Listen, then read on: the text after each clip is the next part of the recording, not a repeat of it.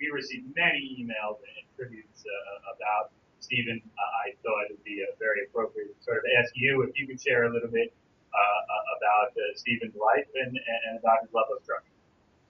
Yeah, Steve's a great person. He, you know, everything in life with him was all about time. His mom died when he was 6, dad died when he was 21. So I remember having many dinners with him, and he would have a glass of wine on several birthdays that I celebrated with him.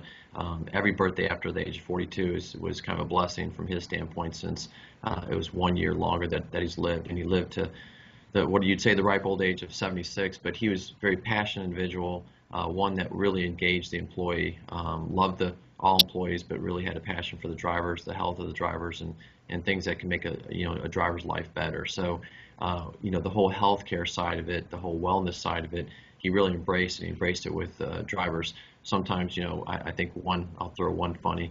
What I think was funny was there's like a pitch in, and a few of the drivers, because we have an open door policy. Steve's always believed in that, but we had an open door, or we had a open pitch in, so a few drivers showed up, and one driver was he was probably 450, 475 pounds. He came in, he had a few desserts on his plate, and he started making a conversation with Steve. You know, Steve, you know, you talk about health and wellness, and you know, what can I do? You know, I try, whatever. And Steve looked at his plate and he said, well, maybe if you had a few more vegetables on your plate and a few less desserts, that would be a good start. So he was trying to make light of the fact that obviously you have to make conscious decisions, you know, to be in a better position. You can't just talk about it, and you can't, you know, we can't force you to do things. But he was willing to put the time, the effort, and the resources to try to help drivers be healthier and have better lives. So I think, if anything, you know, that's what I take, you know, a lot from a, you know, industry standpoint. He was very passionate about the industry as a whole, but as it relates to what we're talking about, he really cared about the health and wellness of drivers.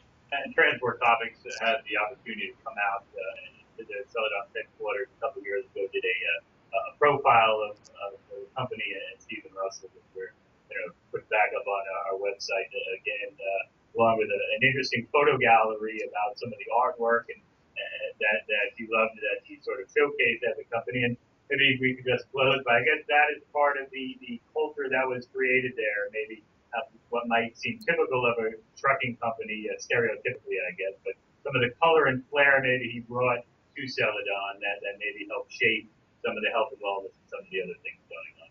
Is that a fair assessment?